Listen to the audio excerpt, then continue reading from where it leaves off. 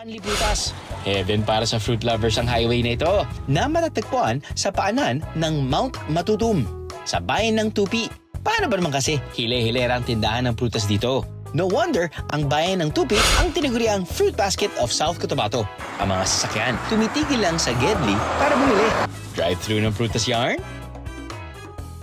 Makakain ko sa 50 pesos.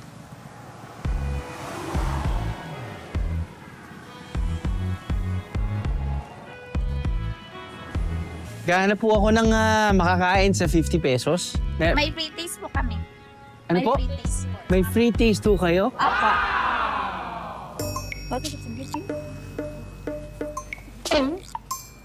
Para siguradong matamis ang mabibili, may pa-free taste sila rito. Ano po yung matamis, pinakamatamis na prutas nyo? Ano po sir, yung season po kami kasi ng prutas namin sir is Lanzones po. Yan sir, malalaki po yung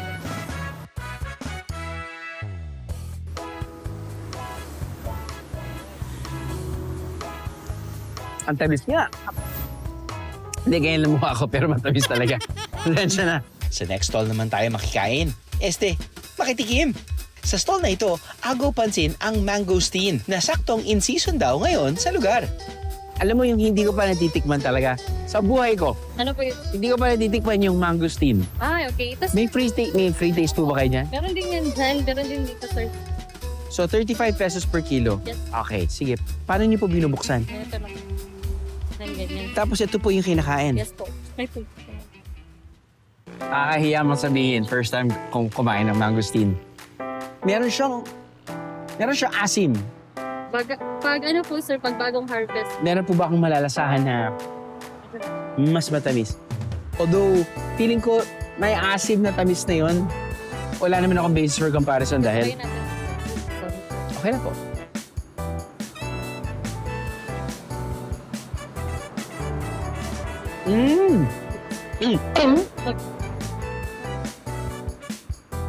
So kinakain na yung labas, tapos yung butod, tinatapon po. Ayun, nalasahan ko na yung tamis. Oh my God.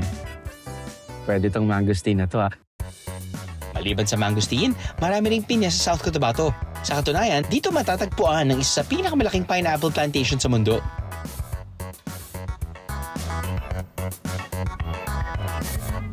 Try mo po.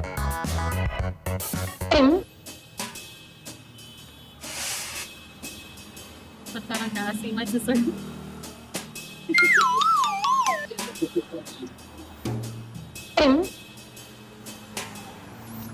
Pero magkano po yung pinya nyo? Meron po kami 4 na piraso po, 100 yung small size po. Small size. Meron din yung medium size, by 150 to 200 pesos.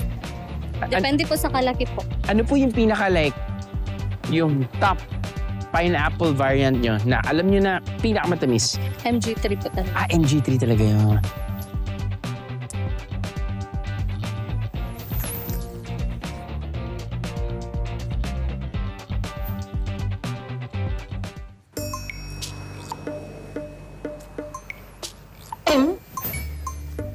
Nagising ako doon. Sa dami ng pinya rito, basic na sa mga lokal ang pagbabalat ng pinya. Nagagawa nga raw nilang magbalat ng pinya sa loob lamang ng 1 minuto.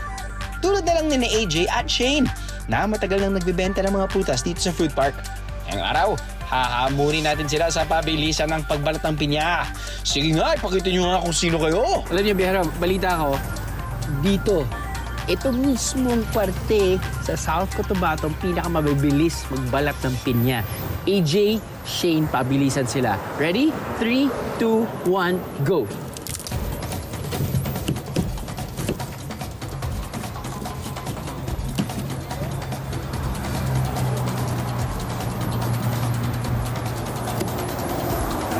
Ganda ng pacing lang ni AJ.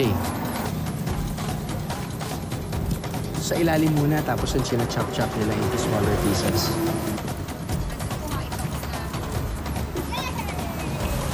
Sa labanan ng pabilisan sa pagbabalat ng pinya, ang nanalo ay si...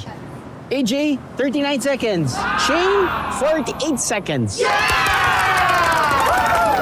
Ngayon sir, kayo naman po i-challenge namin magbalat ng pinya. Ganon? Okay. Ako na nga ang sasalang sa pagbabalat ng pinya. All eyes on me.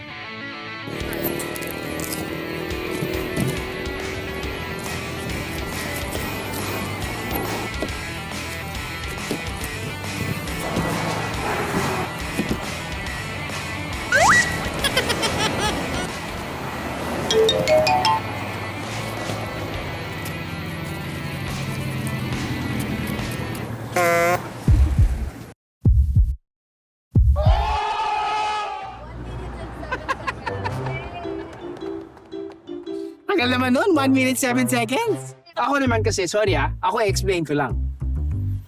Kasi kung minsan may mga customers na gusto nila ng malalaki. May mga customers na gusto nila ng maliliit. Para lang makita nila yung Ay sis! Mukhang madami-dami pang pinyang kakainin ko ah. Maliban sa pa-free taste dito, tuwing fiesta at espesyal na okasyon, may pa-eat-all-you-can sila ng mga prutas. At ang exciting part, wala itong bayad. Mukbang kung mukbang. Pinagpala sa prutas ang probinsya, kaya ginagamit na rin itong sangkap sa iba't ibang prutahe. Ang guyabano, ginagamit na pampaasim sa sinigang. Nakatikim na ba kayo ng sinigang na pompano sa guyabano? Natural na natural, walang halong kemikal. Right na asim at tamis, ang sarap po ng blending ng taste. At napaka-healthy po ng guyabano.